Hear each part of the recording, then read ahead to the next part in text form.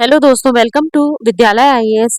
आज का ये स्पेशल एमसीक्यू सीरीज है फिजिक्स के लिए। ठीक है, तो पहला क्वेश्चन है आज का, पास्कल किसकी इकाई होती है? पास्कल पूछा है। ठीक है, आर्द्रता की, दाब की, वर्षा की या तापमान की।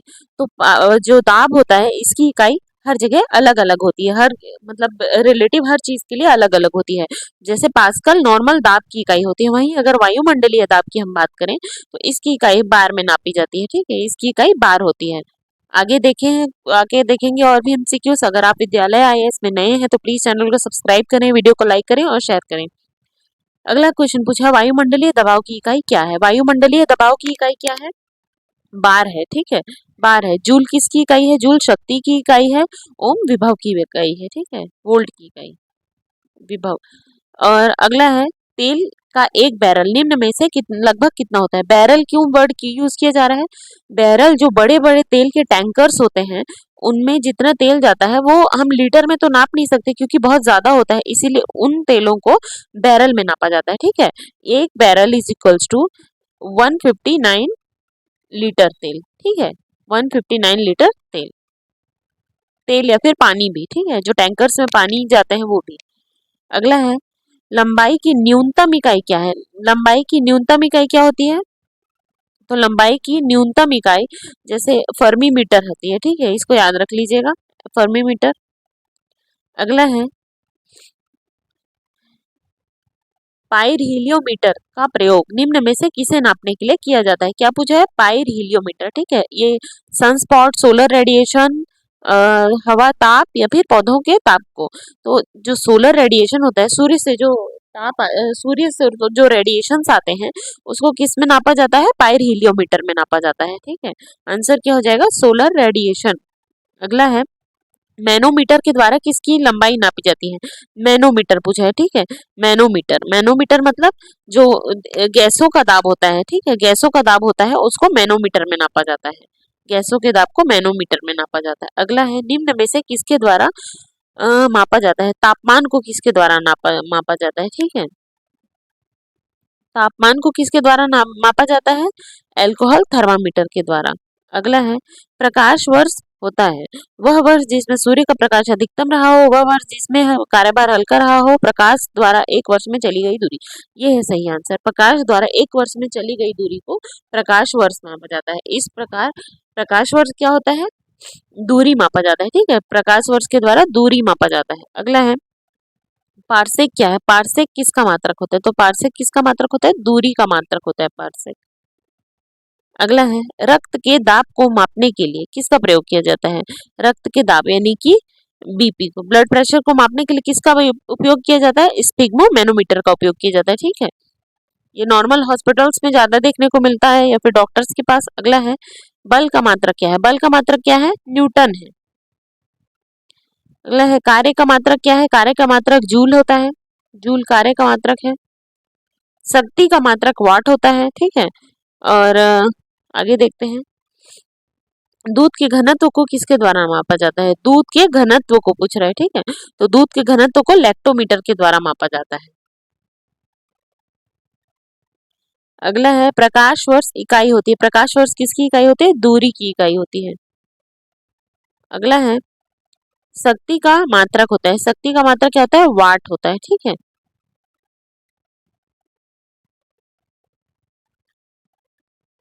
एक हॉर्स पावर कितने वॉट के बराबर होता है? 1 HP horsepower is equals to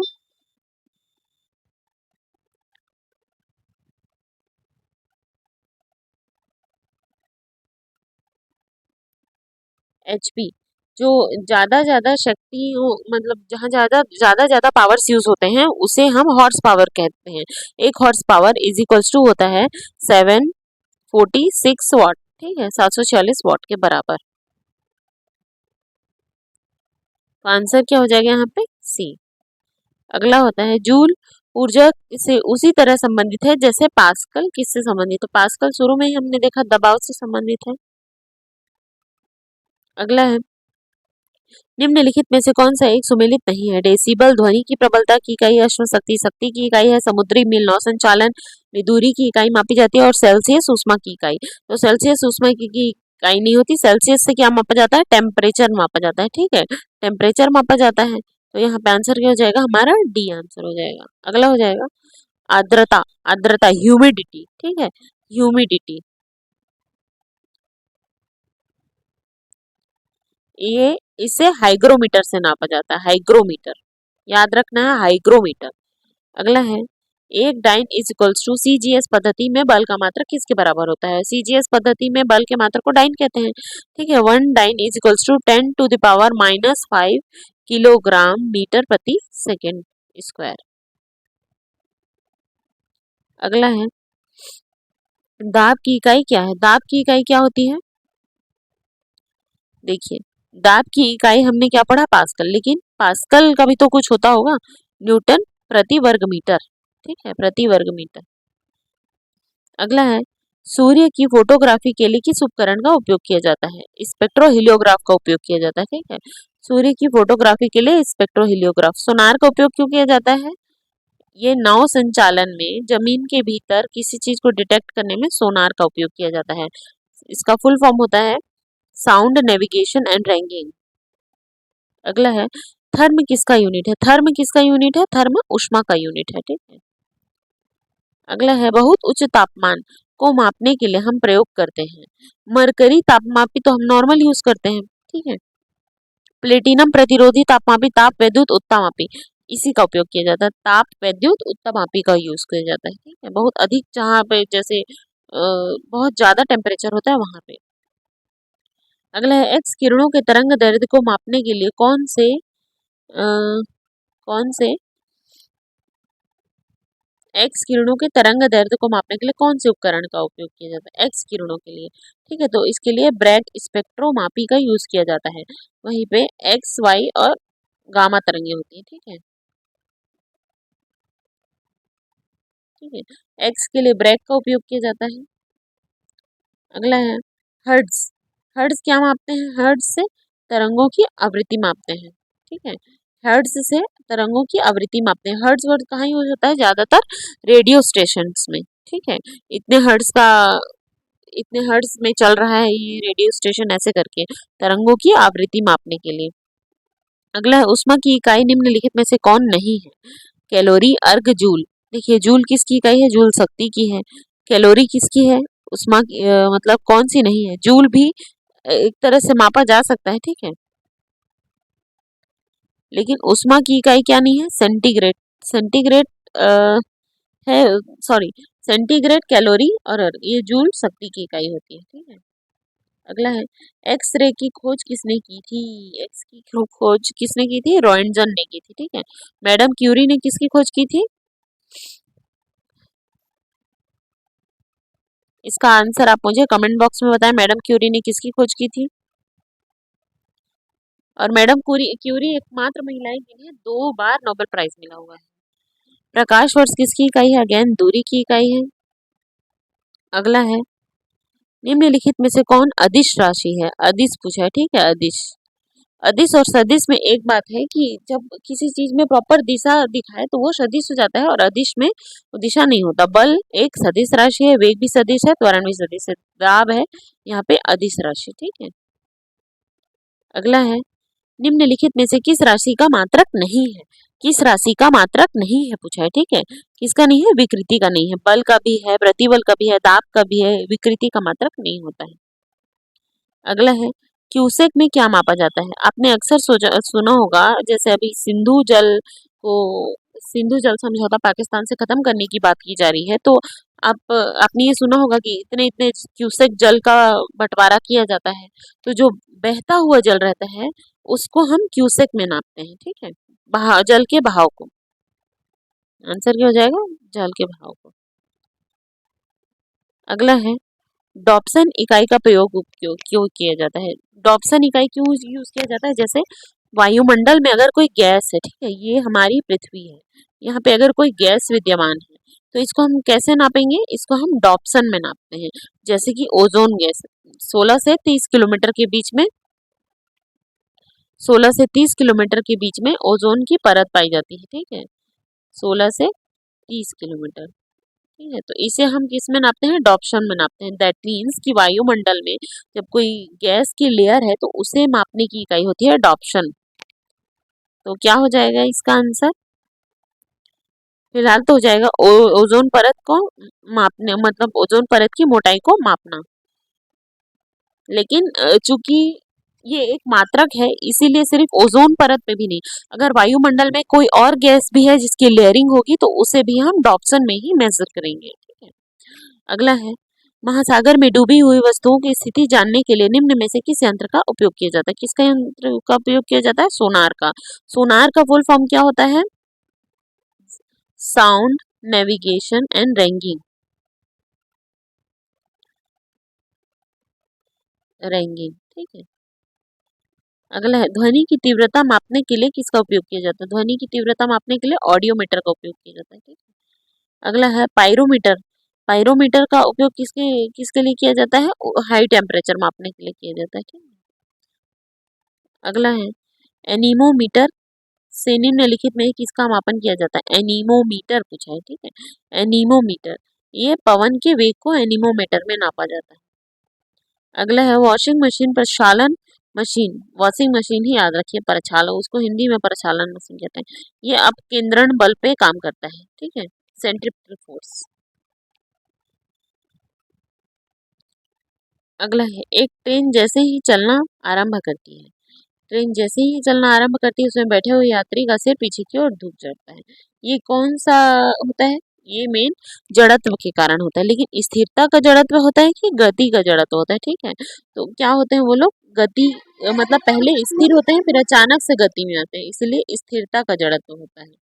और बस चलती बस अगर रुक जाती है तब किस लिए वो लोग पीछे होते हैं, वो गति के जड़त्व के कारण होते हैं। ठीक है, तो यहाँ पे केस स्थिरता के जड़त्व का है। अगला है, चंद्रमा पर वायुमंडल नहीं होता, इस पर क्यों नहीं होता है, क्योंकि इस पर गैस के अणुओं का पलायन वेग उसके माध्य मूल वेग से कम होता है। ठीक है, यह है असली रीजन, इस पर गैस के जितने भी अणु होते हैं उसका पलायन वेग उसके वर्ग माध्य मूल वेग से कम होता है। अगला है, बॉल पेन किस सिद्धांत पे काम करता है, बॉल पेन किस सिद्धांत पे काम करता है, गुरुत्वीय बल पे काम करता है बॉल पेन।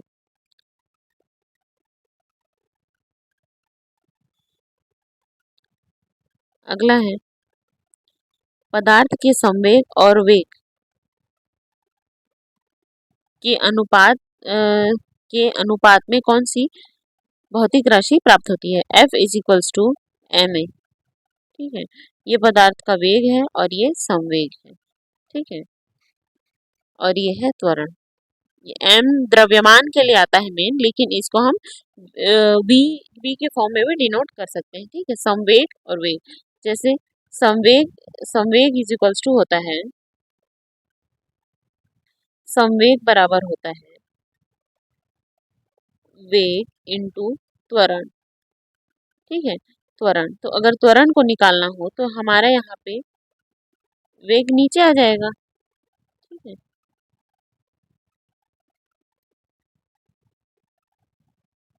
वेग क्या होगा, नीचे आ जाएगा।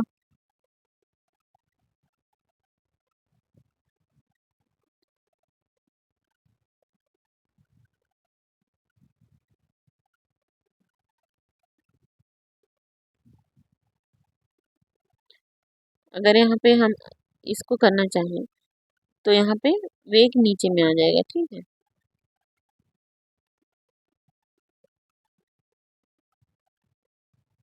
इस हिसाब से हो जाएगा इक्वेशन, त्वरण, त्वरण बराबर क्या हो जाएगा, संवेग बटा वेग। ठीक है, तो इसके उससे त्वरण आ जाएगा आंसर। अगला है, हवाओं की ऊर्जा होती है, हवाओं में कैसी ऊर्जा होती है, हवाओं में केवल गतिज ऊर्जा होती है। ठीक है, काइनेटिक एनर्जी। अगला है, न्यूटन का पहला नियम क्या होता है, नियम क्या है, पहला जड़त्व का है, दूसरा क्या है, क्रिया प्रतिक्रिया का है। ठीक है, दूसरा क्या है, क्रिया प्रतिक्रिया का, और तीसरा नियम संवेग का नियम है। ठीक है, याद रखना है न्यूटन के तीनों नियम, पहला नियम किसका है, जड़त्व का है, दूसरा नियम है दूसरा नियम क्या है? क्रिया प्रतिक्रिया का नियम है। और तीसरा नियम संवेग संरक्षण का नियम है। रॉकेट किस सिद्धांत पर कार्य करता है? रॉकेट किस सिद्धांत पर?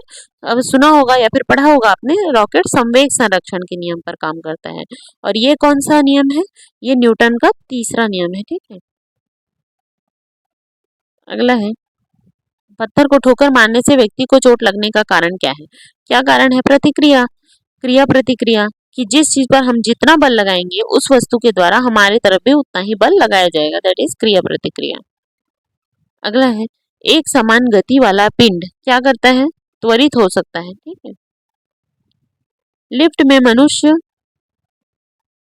लिफ्ट में मनुष्य का प्रत्यक्ष वजन वास्तविक वजन से कब कम रहता है? कम कब रहेगा? जब लिफ्ट तेजी से नीचे जा रही हो। ठीक है, और ज्यादा कब होता है? जब लिफ्ट तेजी से ऊपर जा रही हो। याद रखना है आपको, खुद जब लिफ्ट में खड़े होंगे ना तो अचानक से जब लिफ्ट नीचे तेजी से जाती है तो अपना वजन ही कम लगने लगता है। इसलिए लिफ्ट जब नीचे जा रही हो तो फिर कम वजन फील होता है, और जब ऊपर जा रही हो तो अधिक वजन होता है। अगला क्या है? गति पालक चक्र, फ्लाई व्हील्स की बात हो रही है यहाँ पे। ठीक है, फ्लाई व्हील्स, ये किस में होती है? ये ना भाप इंजन में होता था फ्लाई व्हील। ये क्या काम करता था फ्लाई व्हील्स? ये क्या काम करते थे? जो चक्के हैं उनको एक समान चलाए रखने का काम करता था। ठीक है, फ्लाई व्हील्स, फ्लाई व्हील गति को समान रखने में इंजन की सहायता करता है। ठीक है, अगला और लास्ट क्वेश्चन है, किसी उपग्रह में अंतरिक्ष यात्री द्वारा गिराया गया चम्मच, उपग्रह में अंतरिक्ष यात्री द्वारा गिराया गया चम्मच क्या होगा? उपग्रह की गति के अनुसार गति करेगा, चल रहेगा, फर्श पर गिरेगा? उपग्रह की गति के अनुसार गति करेगा, क्योंकि उपग्रह क्या है? एक प्रॉपर